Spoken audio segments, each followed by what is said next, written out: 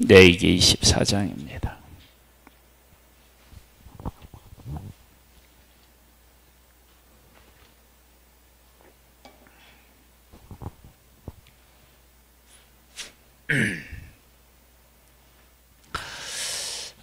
성소는요, 크게 세 부분으로 나누어집니다.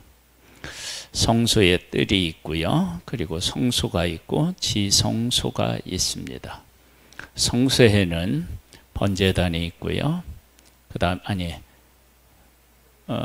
번제단이 있고요, 물두멍이 있고, 그 다음에 성소에는요, 등잔대와 분향단과 떡상, 진설병상이라고 하죠. 그 세 가지가 있습니다. 성전뜰은요,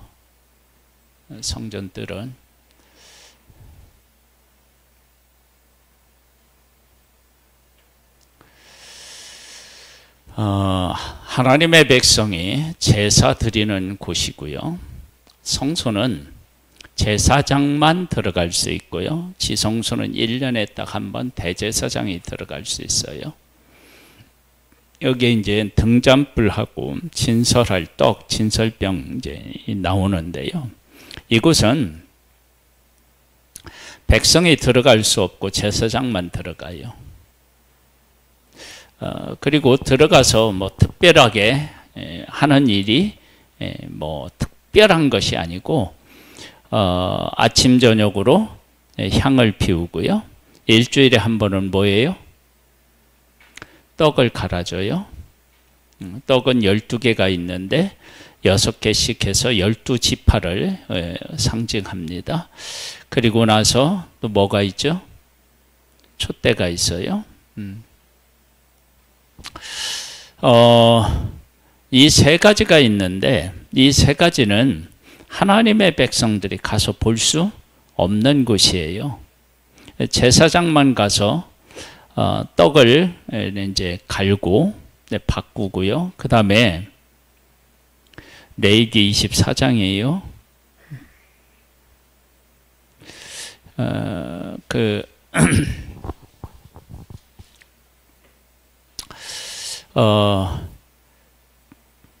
그러면 하나님께서 항상 떡이 있고요, 항상 불이 켜져 있고, 항상 향이 이제 이렇게 있는 거예요. 그러면 이 세 가지가 항상 있다.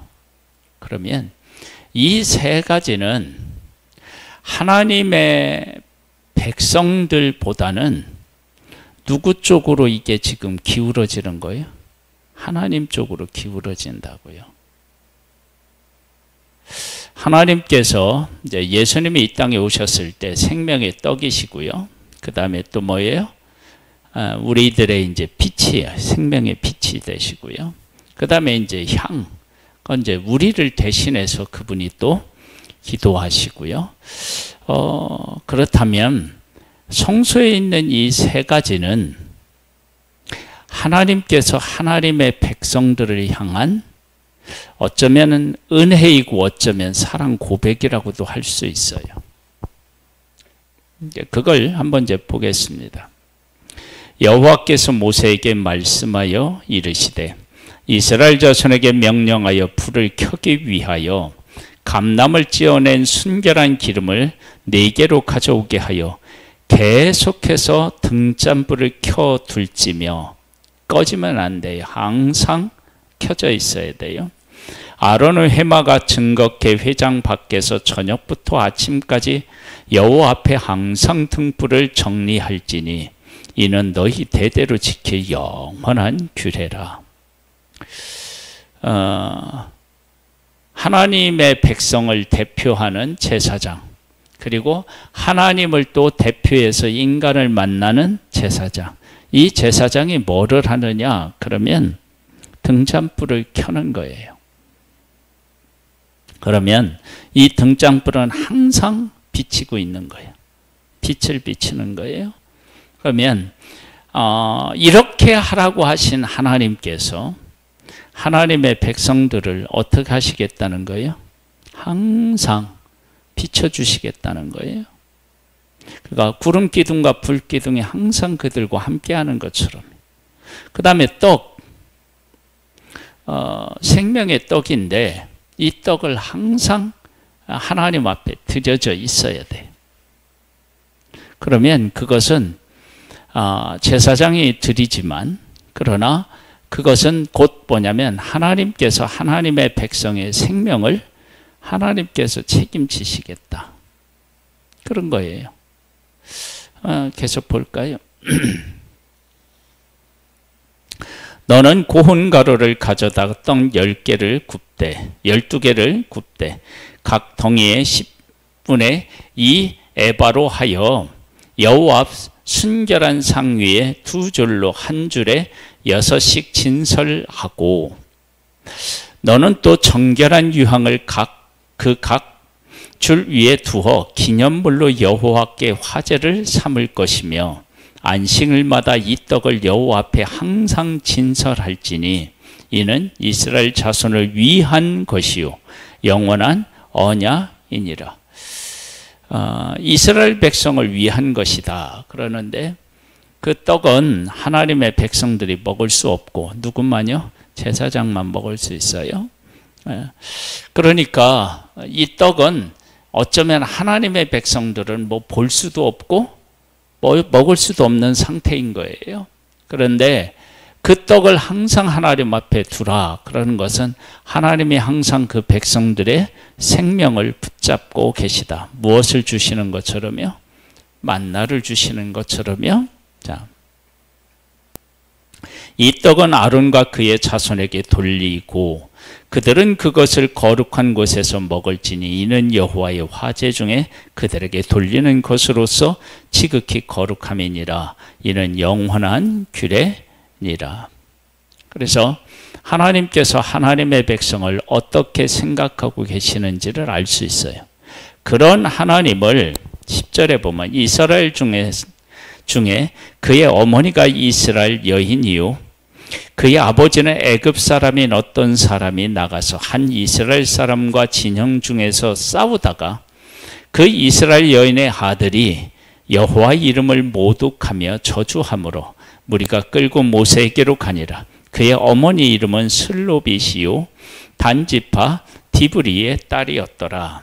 그들이 그를 가두고 여호와의 명령을 기다리더니 여호와께서 모세에게 말씀하여 이르시되 그 저주한 사람을 진영 밖으로 끌어내어 그것을 들은 모든 사람이 그들의 손을 그의 머리에 얹게 하고 온 회중이 돌로 그를 칠지니라. 너는 이스라엘 자손에게 말하여 이르라. 누구든지 그의 하나님을 저주하면 죄를 담당할 것이요 여호와 이름을 모독하면 그를 반드시 죽일지니 온 회중이 돌로 그를 칠 것이니라. 거름이든지 본토인이든지 여호와 이름을 모독하면 그를 죽일지니라. 그랬어요. 그러면 지금 하나님은 언제나 백성을 비추고 있고 백성을 하나님께서 먹이시고 돌보시고 생명을 돌보시는 그런 하나님이신데 그 하나님을 모독한다? 그건 있을 수가 없는 일입니다. 그리고 나서 어떤 얘기가 25장에 나오냐면 안식년과 희년에 대한 얘기가 나와요.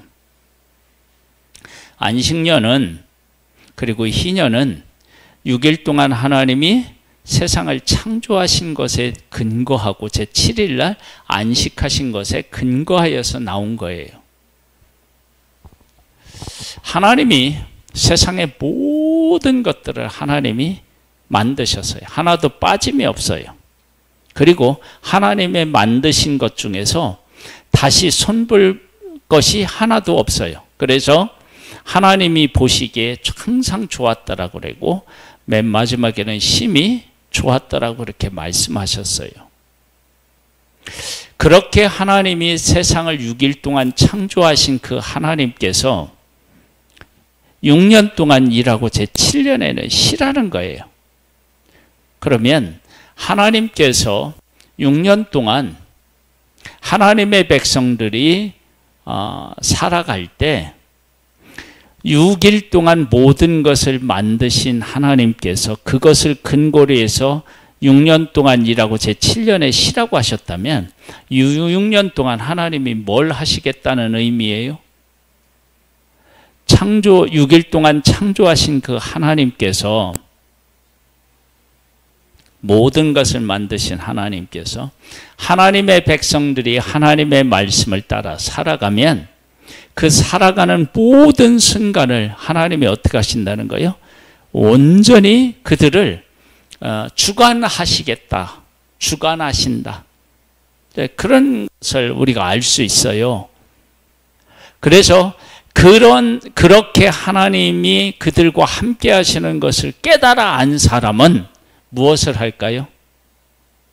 안식년을 지킬 수 있는 거예요. 왜?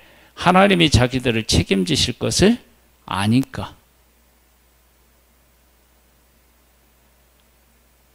하나님이 책임지시는 거예요. 그래서 제7년에는 농사를 하지 않으면 하나님이 어떻게 하시겠다고요? 3년치를 주겠다는 거예요. 3년치. 사실은 몇 년치만 주면 돼요? 2년치 주면 돼요. 왜냐하면 먹을 거 1년, 그리고 쉬었으니까 그 다음에 또 농사를 지어 수확할 때까지 있어야 되니까 2년치만 주면 되는데 3년치를 준다는 거예요. 막 차고 넘치게 주시는 거예요. 그러면 희년은 또 뭐냐? 7년을 또 77이 49. 그래서 안식년이 7번 되면 이제 희년이 되는 거예요. 그러면 그때에도 하나님께서 책임을 지시는 거예요. 그래서 모든 것들을 어떻게 다시 돌려보내요. 그래서 원래의 상태로 다시 시작하게 하나님이 하시는 거예요. 그러면 희년이 되면 내 것을 제대로 관리했던 못했던 사람들도 다시 해서 이제 내 것이 생기고, 그리고 어떻게 되냐면 그 가운데서 새롭게 출발하는 거예요. 그런 은혜를 하나님이 베풀어 주신 거예요. 자, 이렇게 하나님이 책임져 주신다 그러면 하나님의 백성들은 이런 하나님 앞에서 어떻게 살아야 되느냐, 그 내용이 어디냐면요, 13절을 한번 보세요. 25장 13절. 이 희년에는 너희가 각기 자기의 소유지로 돌아갈지라. 네 이웃이 팔든지 네 이웃의 손에서 사거든 너희 각 사람은 너희 형제를 속이지 말라. 그 희년 후에 연수를 따라서 너는 이웃에게서 살 것이요 그도 소출을 얻은 연수를 따라 네게 팔 것인즉 연수가 많으면 너는 그것의 값을 많이 매기고 연수가 적으면 너는 그것의 값을 적게 매길지니 곧 그 소출의 다수를 따라서 네게 팔 것이라. 너희 각 사람은 자기 이웃을 속이지 말고 네 하나님을 경외하라. 나는 너희의 하나님 여호와이니라. 그러면 하나님께로부터 받은 은혜를 어떻게 하면 돼요? 어떻게 하라고 말씀하시는 거예요? 사람에게 흘러보내라는 거예요. 7년 안식년을 지킬 때에도 7년째는 뭐 하는 거예요? 크게 두 가지예요. 안식년을 할 때. 하나는 뭐예요? 땅을 쉬게 하는 거예요. 땅을 쉬게. 그리고 하나는 뭐냐면 어려운 사람들이나 동물들에게 그 열매를 다 양보하는 거예요.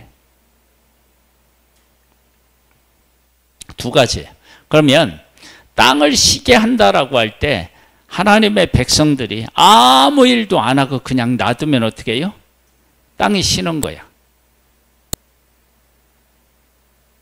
아무것도 안 하면.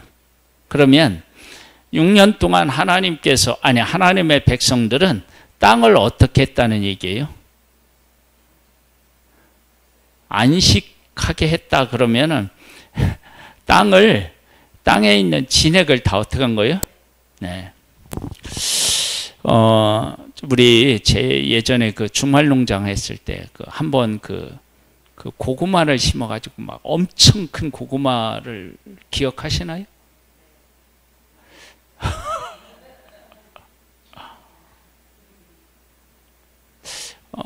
그런 고구마가 다시는 안 나왔어요. 그러니까 이제 아마도 그 땅이 그 오랫동안 그 이제 안에서 아마 그 안에 영양분들이 충분히 있었던 것 같아요. 그래서 그때 그 고구마는 고구마라고 얘기할 수 없었어요. 막 칡 같았어요.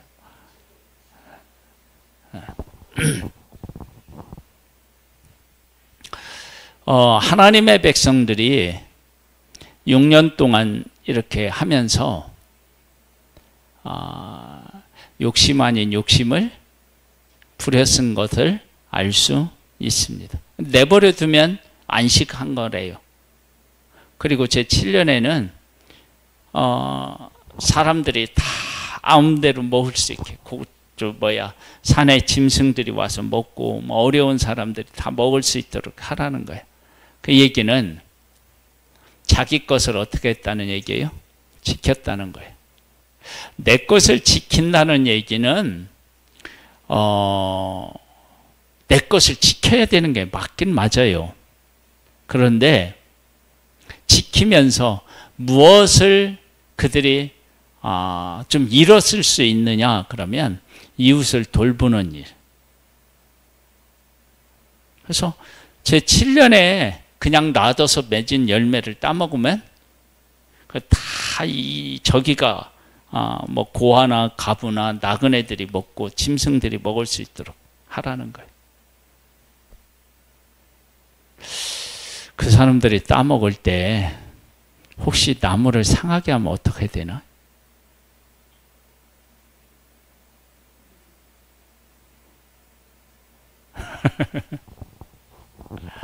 하나님께서 그러면 그 문제에 대해서도 하나님은 어떻게 하실까요? 책임을 지시겠죠.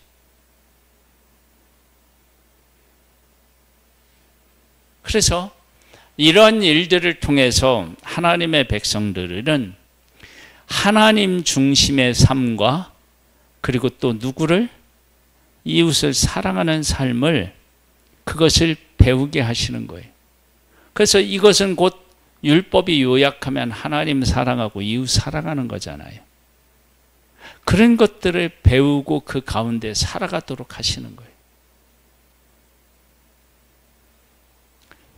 그러니까 우리들이 하나님이 하라고 하시는 일들에 순종하며 살잖아요.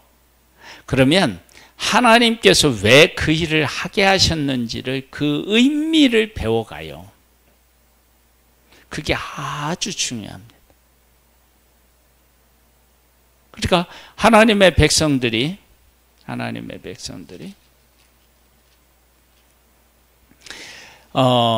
하나님이 하시라고 하는 것을 지켜요. 안식년을 지키고 희년을 지켜요. 희년은 뭐 다 자기 하나님으로부터 받은 것들을 다 돌려받으니까 이제 새롭게 시작하는 거예요. 그리고 안식년에는 어떻게 해요? 또 이것도 고아, 가부 막 이런 사람들을 돌보는 거예요. 그러면 하나님께서 자기들의 삶을 책임지시는 하나님을 경험하게 되고요. 그리고 그렇게 일하시는 하나님을 6년 동안 어떻게 해요? 봐야 돼요. 그 하나님을 경험해야 돼요. 그러면 7년째 될 때 하나님께서 우리의 삶을 책임지실 것을 어떻게 해요? 확신할 수 있기 때문에 농사 안 지어도 돼. 그리고 하나님께서 3년치를 어떻게 해요? 주시는 거예요. 이제 그렇게 하면서 하나님이 자기의 삶 속에 오셔서 일하시고 책임지시는 것을 깨달아 알고, 그리고 이웃을 돌보면서 이웃에게 이렇게 양보하고 하나님의 뜻을 따르면서 이웃의 소중함을 깨달아 알고, 그러면서 하나님을 사랑하고 이웃을 사랑하는 것을 배우는 거예요. 그러면 이렇게 배우도록 하신 하나님은 어떻게 하신다고요? 성수에는 어떻게 있어요? 항상 빛을 비추는 등잔이 있고요. 그 다음에 떡상이 있고 떡이 있어요. 그 다음에 또 뭐예요? 향이 있어요. 이것은 항상 있어야 돼요. 그 얘기는 하나님께서 하나님의 백성들을 언제나 어떻게 해요? 돌보신다는 거예요. 그 돌보시는 하나님을 안식년과 희년을 통해서 하나님의 백성들이 더 확실히 배우고 고백하는 그러한 시간들인 거예요. 그러니까 하나님의 말씀을 우리가 잘 지켜 살아가면 하나님께서 우리들에게 무엇을 요구하시는지를 알게 돼요. 그러니까 하나님의 말씀을 지켜 살지 않으면 하나님께서 우리에게 진짜 요구하는 것이 뭔지를 잘 몰라요.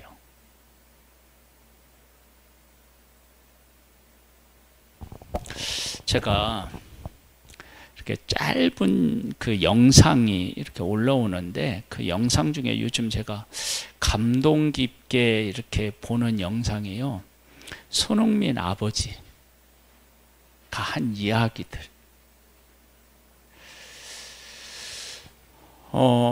그 아버지가 한 이야기 중에서요. 손흥민 자기 아들에게 10대 후반까지인가요? 공을 안 차게 했대요. 축구 선수한테. 왜냐하면 공을 차면 무릎이라든지 이런 곳에 아직 그 몸이 다 이렇게 완전히 형성되지 않은 상태에서 볼을 무리하게 차면 몸이 망가진대요. 쉽게. 그래서 프로에 들어가서 조금 뭐 차려고 하면 이 부상에 대한 후유증으로 제 실력을 발휘하지 못하는 사람들이 너무 많다는 거예요. 왜? 너무 어렸을 때부터 했기 때문에, 예? 무리했기 때문에 그렇다는 거예요. 그러면 하나님께서 이제 그런 것들을 통해서 이제 아들이 지금 이제 유럽에 가서 탑 클래스로 막 이렇게 이제 그 선수로서 활약하고 있잖아요. 그러면서 건강한 몸으로 했을 때 아버지가 하라고 했던 것이 옳구나. 이제 그런 것들을 하면서 더욱 느낄 거 아니에요. 그리고 그의 인성에 대한 교육. 이제 그분이 그 철학이 대단해. 대단해. 그분이 한 얘기 중에서 또 이런 게 있어요. 자기는요, 핸드폰에 저장된 사람이 없대, 이름이. 저장난 사람이 없대. 자, 내 핸드폰에 아무도 저장해 놓지 않았어요. 그러면 세상을 살아갈 때 뭘 가장 중요하게 여기며 살아갈 수 있느냐? 그러면 다른 사람의 힘을 빌려서 살아가지 않겠다는 거예요. 왜냐하면 우리가 보통 이제 이렇게 이름을 저장하면 서로 도움을 주고 받고 뭐 이런 개념이 있잖아요. 근데 안 한대. 그러니까 내가 실력을 갖추고 사람들이 나에게로 와서 나를 필요로 하게 그렇게 만들겠다라고 하는 그 삶의 고백이 핸드폰에 누구의 이름도 저장하지 않은 이유가 거기 있는 거예요.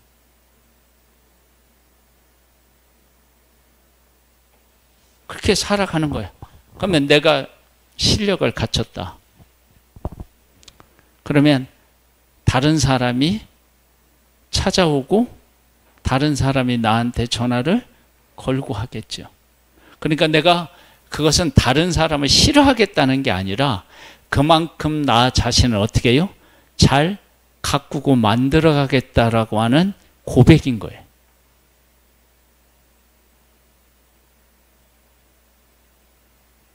그분한테 제일 도전받은 건 그거예요. 자기는 어렸을 때 다른 어떤 것보다도 축구를 좋아하고 축구를 하면서 살아가고 싶은 그런 마음이 있었대요. 그래서 지금 자기는 축구와 함께 하는 거예요. 그러면 돈, 명예를 얻지 않아도 자기는 어떻게 한 거예요? 성공한 거예요.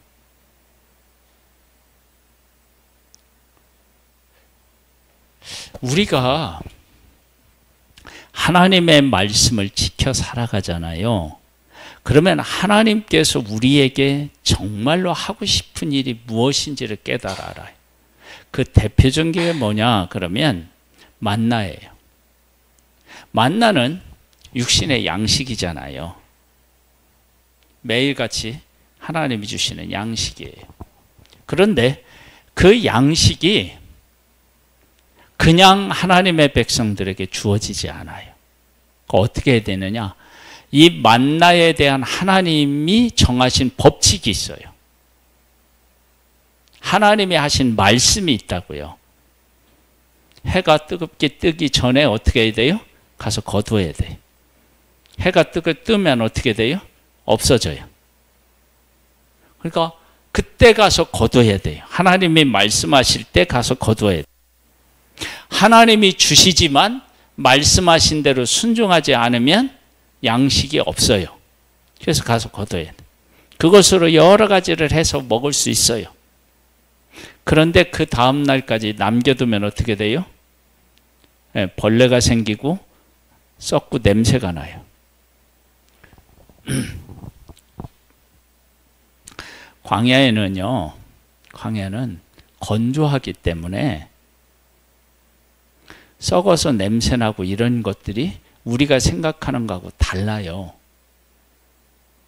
달라. 그냥 그 수분이 증발해가지고 이제 그냥 그러는 거예요. 근데 하나님께서 하시면 어떻게 돼요? 벌레가 생기고 냄새가 나는 거예요. 자, 그러면 하나님의 백성들이 만나를 거두면서 무엇을 배우느냐? 그 말씀대로. 만나를 하나님이 주시는데 하나님의 말씀대로 순종해야만 양식이 되는구나. 그래서 이것을 신약에 와서 뭐라고 얘기하냐면 사람이 떡으로만 사는 것이 아니라 하나님의 입으로 나온 모든 말씀으로 살 것이니라.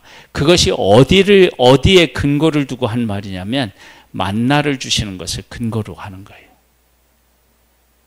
그래서 우리가 매일같이 가서 만나를 거두면서 하나님의 말씀대로 우리가 이 시간에 일어나서 가서 만나를 거두고 오늘치만 거두고 내일까지 남겨두지 않아야 되고요. 그러나 제6일에는 어떻게 해요? 안식일이니까 그 다음날 2배를 거두어요. 그럼 그 다음날 썩어요? 안 썩어요? 안 썩어요. 또 그 다음날까지 남겨놓으면 어떻게 할까요? 썩어서 냄새나겠죠. 벌레가 생기겠죠. 그러면 양식이 되는 게 하는 것은 곧 뭐예요? 말씀인 거예요. 하나님의 말씀. 그래서 하나님의 백성들이 그 만나를 거두면서 하나님의 말씀대로 순종해야 되는구나. 그것을 배우기를 원하셨고 그렇게 만나를 거두면서 하나님의 백성들이 그걸 아는 거예요. 근데 그걸 배우면 이제 그 다음에 어떤 일들이 벌어지느냐? 다른 하나님의 말씀도 그대로 순종하면 하나님이 약속하신 것들이 그들에게 주어지는 것들을 또 경험하는 거예요. 그래서 지금 안식년을 지키고 희년을 지켜요. 그러면 하나님께서 이 안식년과 희년을 지킬 때 주시겠다고 하는 약속들을 그들이 경험하게 돼요. 그대로 지키면 하나님이 해 주시겠다고 하는 것들을 경험하게 돼요. 그러면 그 다음부터는 하나님께서 하라고 하시는 말씀대로 살면 우리 인생에 대한 책임을 누가 지시는 거예요? 하나님이 지시는 거예요. 그런 것들을 배우는 거예요. 말씀을 통해서. 그러니까 우리가 신앙이 좋아지는 유일한 길은 다른 게 없어요. 하나님의 말씀대로 살면 그 하나님의 말씀이 살아있기 때문에 그 살아있는 하나님의 말씀, 생명력 있는 하나님의 말씀이 우리의 삶에 파고 들어와서 그 말씀의 의미를 깨닫게 해요. 그러면 그 하나님이 말씀하시는 의미를 깨달으면 그 말씀이 이 세상 어떤 내가 노력하고 애쓰고 힘쓰는 것과 비교할 수 없는 것을 하나님께서 그 말씀 안에 담아 놓으셨다라고 하는 것을 알게 돼요. 하나님은 그것을 원하시는 거예요. 왜? 하나님은 성소에 빛, 떡, 향 이걸 통해서 항상 그걸 해놓으라고 했거든요. 근데 이것은 하나님의 백성들이 들어가서 볼 수 없는 곳이에요. 그러면 그것을 보고 그것처럼 하시겠다고 하시는 분이 누구시라는 걸 알 수 있어요? 하나님이신 거예요. 그 하나님께서 하나님의 백성들을 항상 돌보시고 비추시고 그들이 간구하는 것이 있으면 하나님이 어떻게 해요? 보시고 들으시고 그렇게 하나님은 하시는 분이셔요. 그렇게 하시는 하나님 앞에서 하나님의 백성들이 말씀에 순종하면 그 말씀대로 하나님이 어떻게 해요? 이루어 주셔요.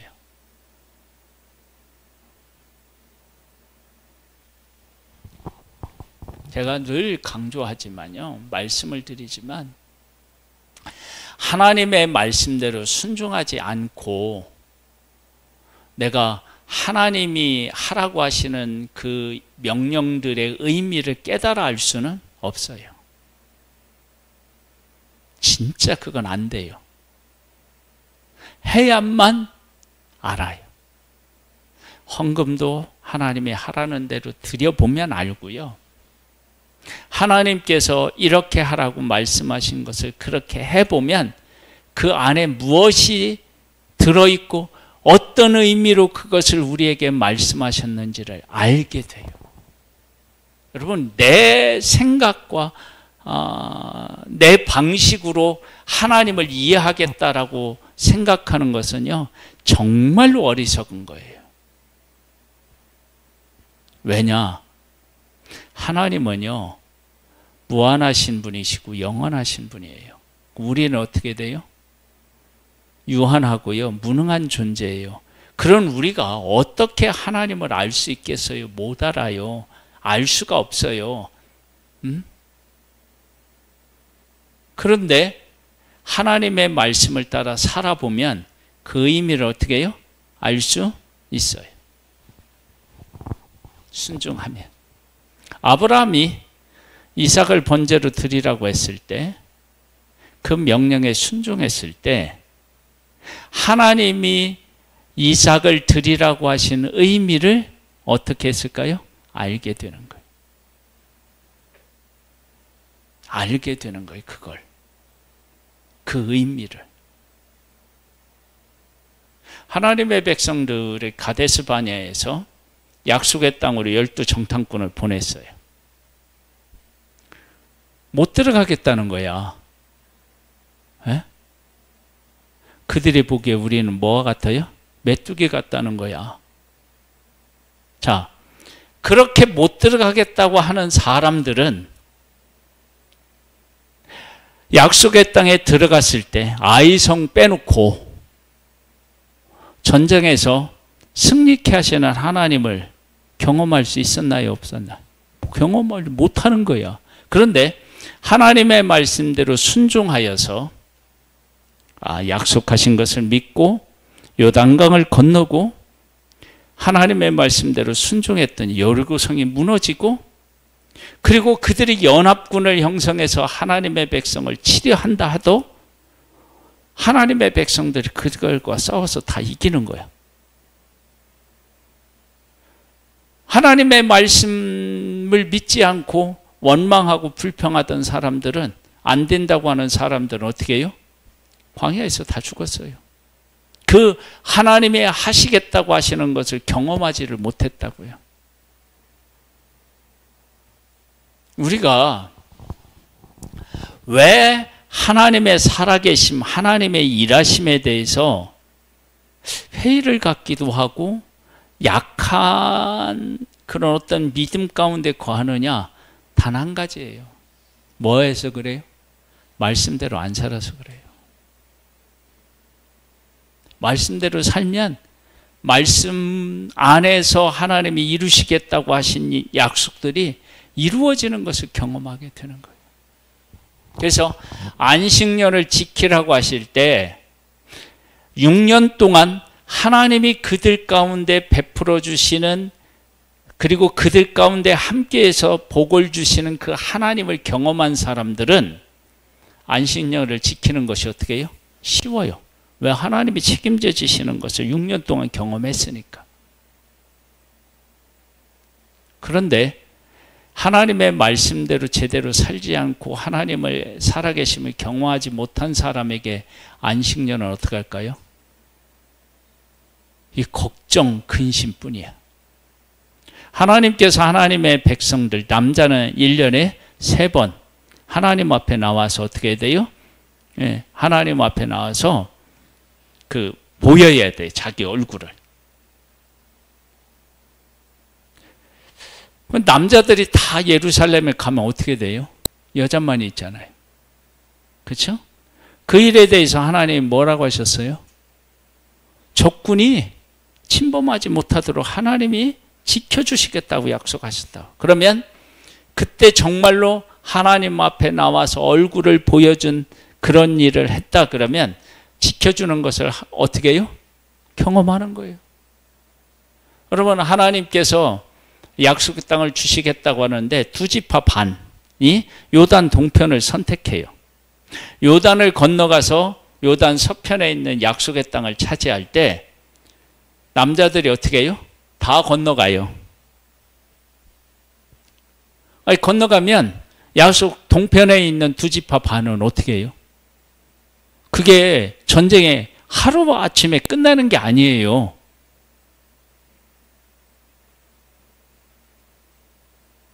얼마나 걸릴지 몰라요. 그런데 성을 정비하고 집을 어떻게 정리해 놓고 하나님이 지켜주실 것을 믿고 놔두고 요단을 건너가서 긴 전쟁 동안 함께해서 싸워요. 그럴 때 하나님께서 요단 동편을 지켜주셨을까요? 안 지켜주셨어요? 지켜주시는 거예요. 그러면 하나님의 말씀에 순종했더니 하나님이 그들 가운데 하시는 일을 그들이 어떻게 했어요? 경험하는 거예요.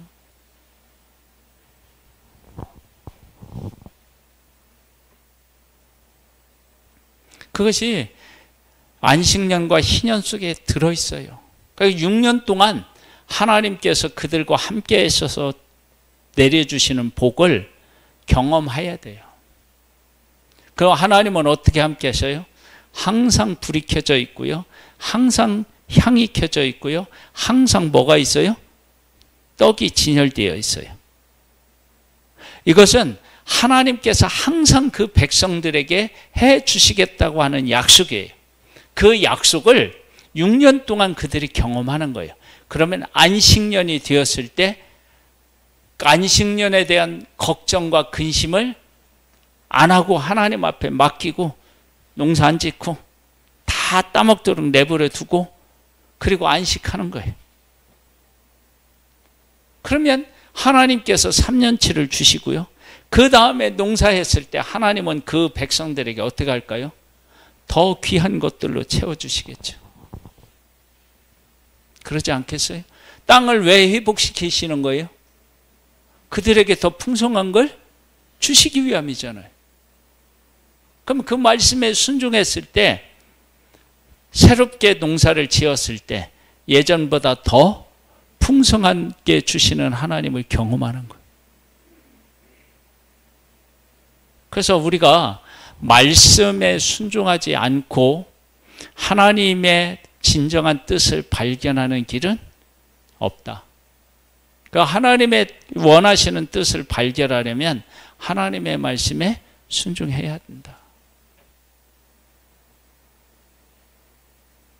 근데 하나님의 말씀에 순종하려면 다시 반복해서 말씀드리지만 6년 동안 하나님께서 그들 가운데 함께 해주셔서 복을 주시는 하나님을 삶에서 어떻게 해요? 경험해야 희년을 지킬 수 있어요. 그러니까 우리가 지금 삶의 현장에서 내가 하나님의 말씀을 지켜 살아가면서 내 삶에 임재하셔서 나와 함께 계시고 나를 복되게 하시는 하나님을 만나야 돼요. 그래야 더 어려운 문제도 얼마든지 맡기고 어떻게 해요? 순종할 수 있어요. 자, 다윗 얘기하고 마칠게요. 다윗이 목동이었을 때 하나님께서 곰과 사자의 발톱에서 자기를 보호해 주셨대. 자, 보호해 주셨다고 하는 것은 도망갔다는 얘기가 아니고 뭐 했다는 얘기예요? 싸웠다는 얘기죠. 그렇죠? 그러면 다윗은 왜 도망가지 않고 싸웠어요? 여러분 도망가야 되잖아요. 제가 그 이제 아프리카 같은데 마을에 막 이렇게 이제 표범이라든지 이런 것들이 한 마리가 와. 근데 마을에 그 수많은 사람들이 죽이려고 쫓아가는데 몰거든요. 근데 표범이 막 자기들 쪽으로 오잖아요. 그럼 도망가. 도망가요. 그리고 또 몰고 도망가고. 그런 거예요. 근데 다윗이 싸웠어요. 왜 싸웠느냐? 무엇을 통해서 다윗이 왜 싸웠는지를 짐작해 볼 수 있느냐 그러면요. 골리앗하고 싸워요. 싸울 때 다윗이 뭐라고 해요? 살아계신 하나님의 군대라고 얘기해요. 에? 벌벌 떨고 있는 이스라엘 군대를 살아계신 하나님의 군대라고 해요. 그러면 양을 칠 때 양은 뭘로 고백했을까요? 이건 하나님의 군대다. 그런 고백이 아니고 이것은 하나님이 우리에게 주신 유업이고 기업인 거예요. 그러면 하나님이 주신 것이면 귀하고 귀한 것이면 어떻게 해요? 지켜야죠. 자, 양을 지키면서 하나님이 보호하시는 것을 경험했어요. 경험했다는 얘기는 곰과 사자와 어떻게 해요? 싸웠다는 얘기예요. 왜 싸웠느냐? 하나님이 주신 기업을 거기에 빼앗기면 안 되는 거예요. 내가 지켜야 되는 거예요. 지켰어요. 하나님의 보호하심, 자기에게 능력을 주시는 하나님을 경험했어요. 그랬더니 골리앗 앞에 섰을 때 그게 그대로 나오는 거예요. 양을 칠 때 경험한 하나님이 골리앗 앞에서 그대로 나타나요.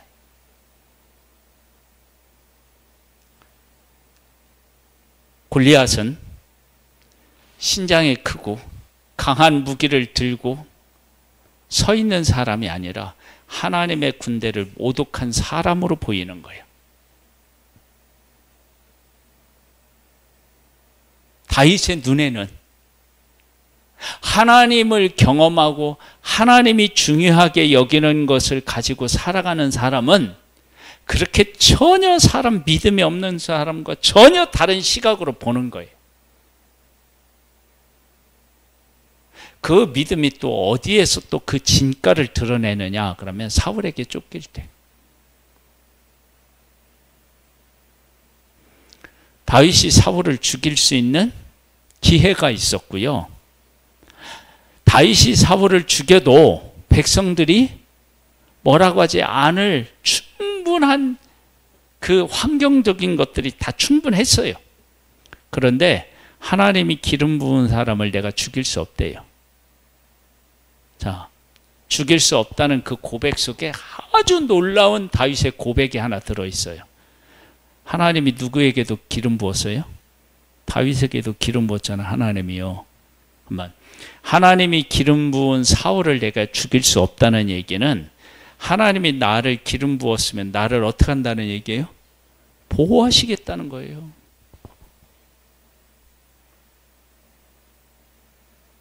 근데 그 고백이 어떠한 상황 속에서 하느냐?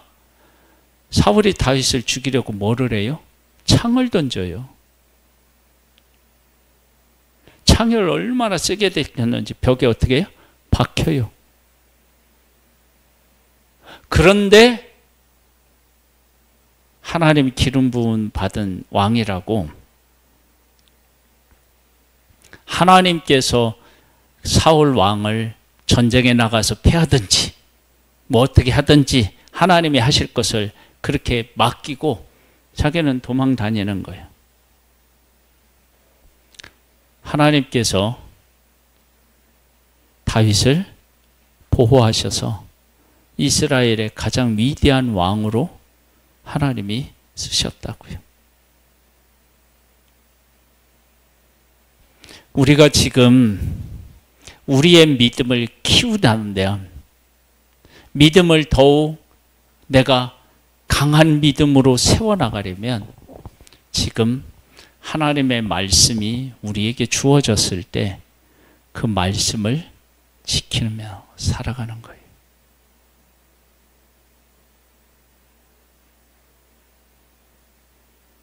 환경에 핑계대지 말고 내 생각을 거기다 주입시키지 말고 하나님의 말씀을 지키는 거예요. 그러면 하나님의 살아계심을 어떻게 해요? 경험하게 돼요. 저는 오늘도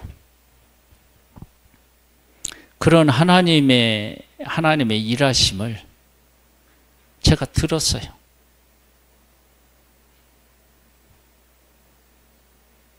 저는 말씀을 전할 때 본문에 있는 말씀을 전하자. 본문에서 하나님이 무엇을 우리에게 전하고자 하는지 거기에 집중하자. 그리고 그렇게 하려고 했고 그렇게 하고 있어요. 그러면 하나님께서 저에게 말씀을 읽을 때 그 말씀을 깨닫게 하실까요? 안 하실까요? 하시죠.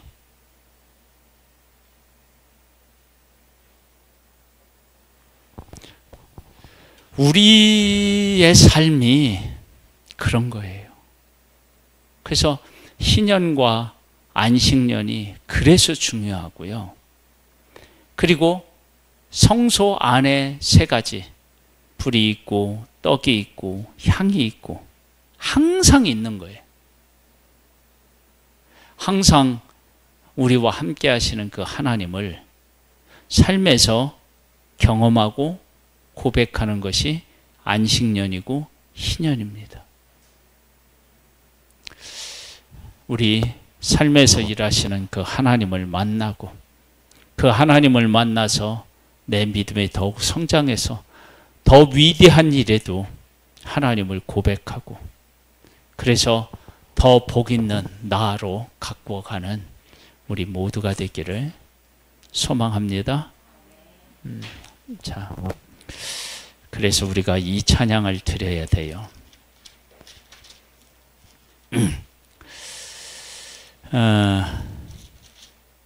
94장.